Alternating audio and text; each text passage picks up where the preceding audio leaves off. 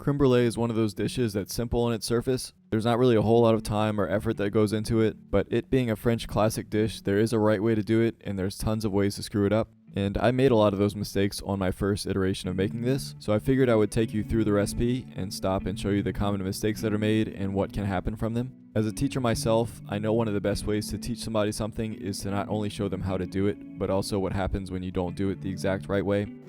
Man, I love that message. It's okay to mess up. Yeah, it really is. So many YouTubers especially don't even talk about the mess ups. Yeah, bro. Keep putting that energy out there. You're doing a good thing.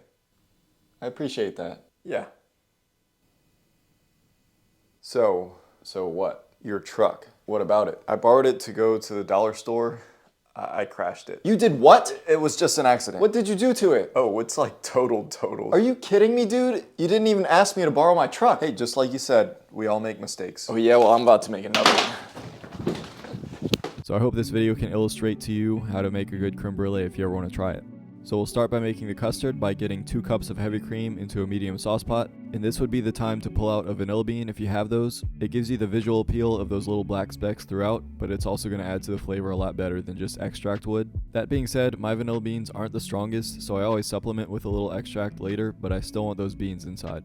I'll link below where I buy mine from. I'm just splitting it in half and using the back of the knife to scrape out all the beans inside, but steeping the pod as well in the cream is also going to add to the flavor, so keep that in. That just goes over medium heat, stirring occasionally until you get it just to a bubbling steaming stage. You do not want to boil this because, whoops. Because you could curdle your cream and make it grainy when it comes out instead of smooth. Just keep an eye on it and don't walk away like I did. Either way, at that point we're going to remove it from heat, and in the meantime we can get our egg yolks ready. Into a large bowl, I'm going to separate 5 egg yolks from the whites, and then I'll add 100 grams or a half cup of granulated sugar to that. Just want to whisk that up to dissolve the sugar and start to pale the color a bit. And then once your cream mixture has scalded, we can start to slowly stream that into the egg yolks. Emphasis on slowly because you don't want to scramble these because it'll ruin the texture. So just little drops at a time and whisk it together. This is called tempering your egg yolks, which is going to gradually bring up the temperature of them instead of doing it quickly, which would scramble them. Once you've got everything incorporated, make sure you discard those vanilla pods, and then we're going to divide these up into our ramekins. I'm using 4 8-ounce ramekins for this recipe, but you could also spread it out to like 6 6-ounce ones. I'll link some below if you don't have any of these. But a good practice before pouring the custard into the ramekins is to pour it through a strainer first. There shouldn't be any big lumps of anything or anything that'll really ruin it, but to make it the perfect crème brûlée, you should pass it through. There's always a few snotty and kind of slimy bits from the vanilla pods that you don't want to end up in your final product.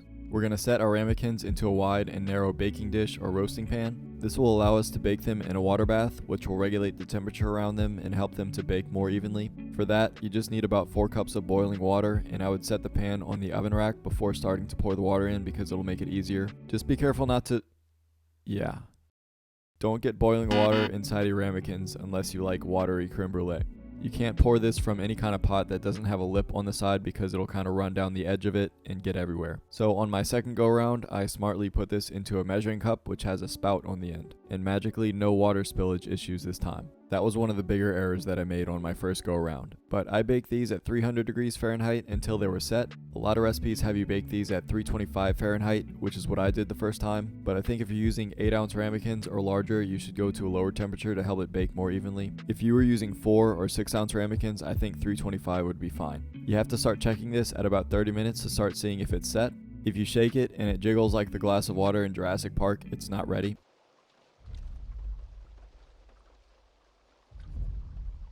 Which I definitely pulled mine early the first time around, I just didn't want to overcook them, but this stage of jiggling was still too watery in hindsight.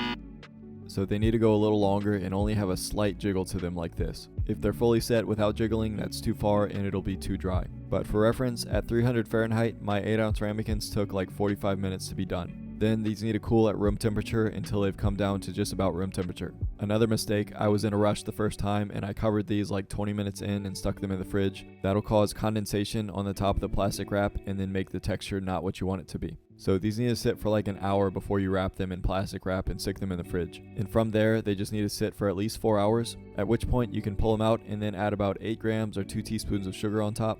I use a small kitchen torch like this, which works great if you're only doing a few servings, but if you have a more powerful torch, then that'll work even better. Just take a minute to melt and evenly brown the sugar on top until you're happy with what it looks like. Just don't burn it. After that, it just needs a minute to harden and set before you can go in with a spoon and enjoy.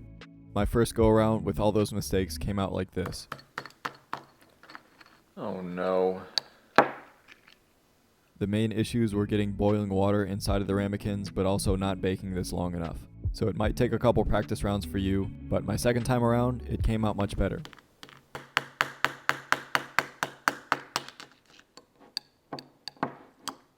So don't give up. It's worth trying again. Let's get to the taste test. So I'm unfortunately in kind of a time crunch right now, so I'm not gonna have time to fix this. No, I'm just kidding, I'm here with the real stuff now. I guess this is a good testament of taking your time and practicing something can make it much better. Before I let this sit too long, cheers.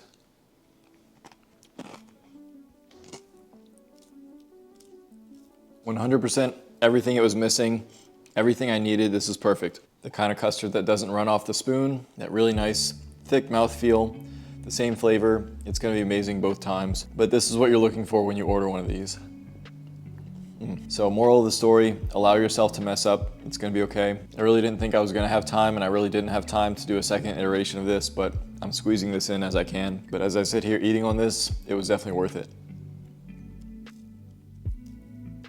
What more could you ask for? So I'm a better person than I was after the first time I made this. Feel a lot better about my skills as a home cook. We all learn every day, so hopefully you learned something from this video. And if you ever need a good humbling, then just get into French cuisine. Thank you all for watching, be blessed, and I'll see you next time. Maybe I'll start a series on this kind of thing when I have more resources.